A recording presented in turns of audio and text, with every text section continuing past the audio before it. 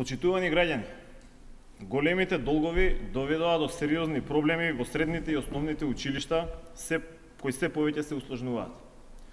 Ширум Македонија се зголемува бројот на ученици кои не одат на училиште или се смрзнати во ладни училници.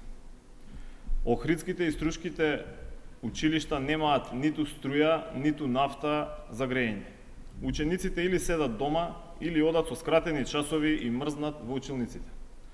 Во Кичево над 1200 ученици седат дома и не следат настава повеќе од 3 недели, бидејќи нема нафта за грејење, а дел од училиштата се исклучени од струја. Најавени се исклучувања од струја и на други училишта ширум Македонија. Грејење нема ниту во училиштата во Карпош, Тетово и во други градови, а проблеми има и со превозот на учениците.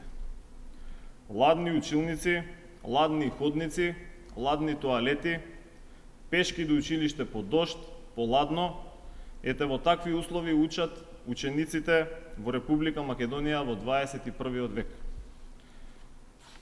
Еве ги и причините.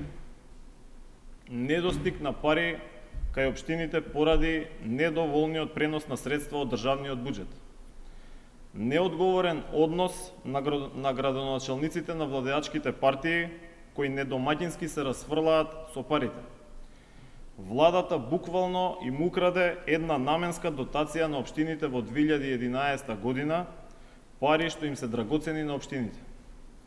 Блок дотациите за образование не го следат порастот на цените на нафтата и порастот на цените на струјата.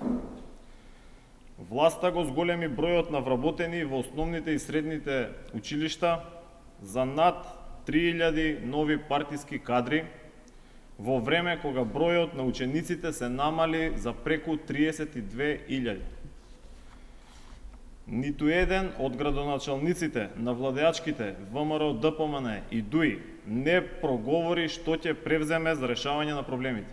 Молчи и владата која е најповикана да реагира. Тоа е недозволиво.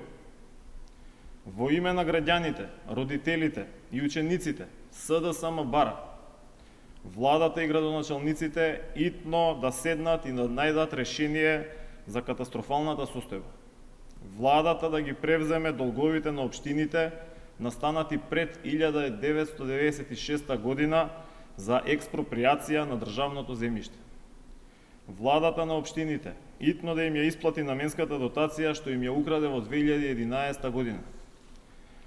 Владата и ЗЕЛС согласно законот да започнат буџетски преговори за висината на наменски дотации за 2015 година, земајќи го во предвид порастот на цените.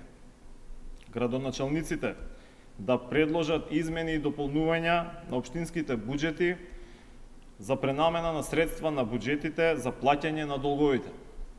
Владата да ги зголеми средствата за превоз на учениците во средното образование. Конечно, власта на Никола Груевски да ја свати сериозноста на проблемот и да прекине со прекумерното партиско вработување во училиштата.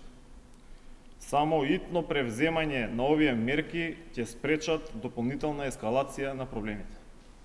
Ви благодарам.